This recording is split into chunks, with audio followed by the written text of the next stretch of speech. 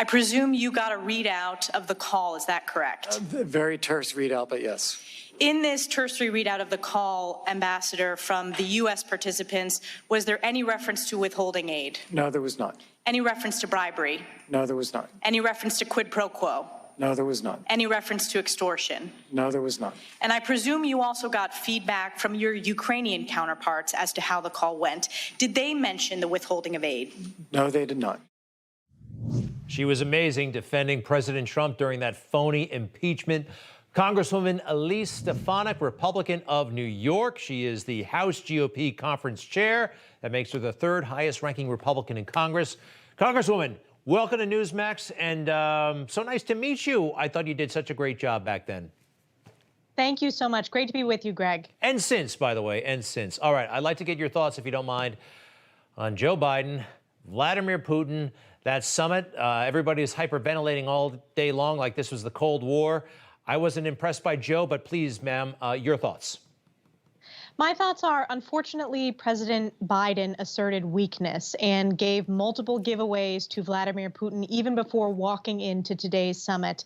And I'll outline a few today. Number one is the Nord Stream 2. This is the Russian energy pipeline partnered with Germany. And it was one of the top priorities of Vladimir Putin. Against his advisors' best recommendation, Vice President Biden waived sanctions. Number two, the 5-year extension of the New START treaty, which was a top priority from the Russian perspective. That was a giveaway as well.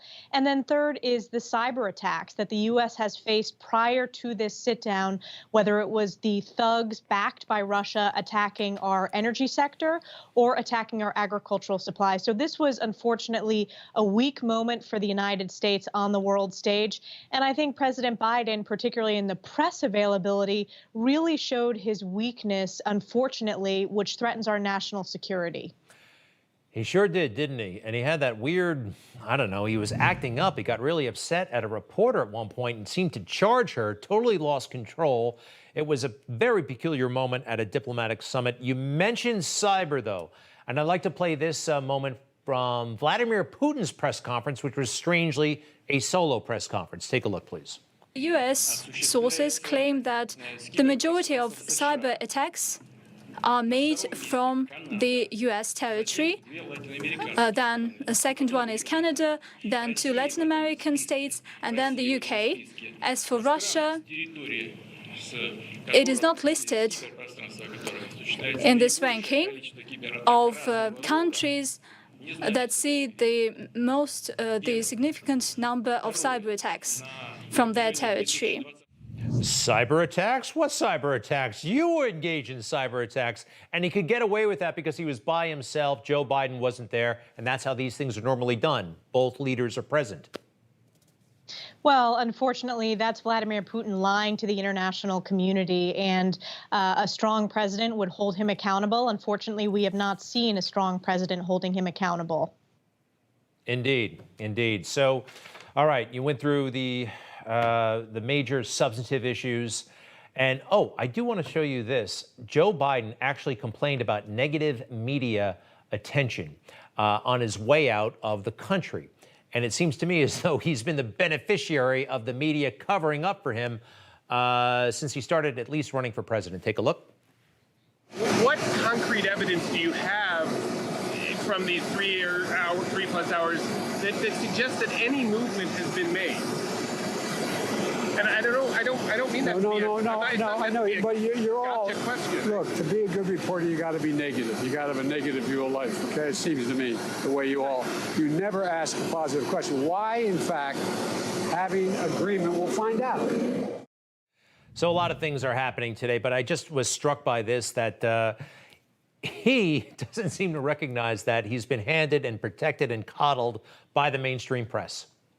He has been completely protected by the mainstream press to the point where he has done so few press interviews, so few press conferences, that he gets so easily rattled when there are very fair questions. And compare that to the media's coverage of President Trump, how critical, how biased it was throughout the 4 years of the Trump administration. We are seeing a stark contrast with how the media has really treated President Biden with kid gloves. They continue to sweep the multiple crises he has has caused under the table, whether it's national security crises like in the Middle East or whether it's the border security crisis along the southern border. So the fact that you have both the White House press office and the president complaining about press coverage, come on, Republicans, just stand in our shoes for a day. We're dealing with a biased mainstream media 24/7. Well, congratulations on your recent elevation to GOP conference chair. We're kind of happy, some of us, that Liz Cheney is no longer there. Bit of a never-Trumper. How do you like the job so far? Well, first of all, I'm honored to have the opportunity to help the Republicans get our message out to the American people. I'm also honored to have the opportunity for my district in the North Country to make sure we have a seat at the highest level in our nation's government. And I think Republicans are very happy. We have a unified message working together as a team to defeat the radical socialist agenda that we are seeing from President Joe Biden and Nancy Pelosi. And make no mistake, the American people are feeling the destructive nature of their policies, whether it's the historic inflation we're experiencing, whether it's the high gas prices, they're the highest they've been since when President Obama was in office, or whether it's small businesses struggling to hire. So people are feeling the impact of these policies in a negative way on Main Street. That's what our members are focused on, is talking about issues that matter to the American people, rather than some of the infighting that we had seen previously over the past few months. We're feeling like it's going to be a great midterm. We'll see. Elise Stefanik, Congresswoman of New York, we appreciate it so much. All the best. Thank you very much.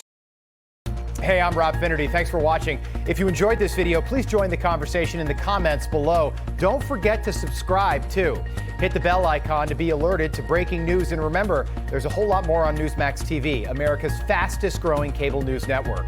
Newsmax TV, where real news for real people.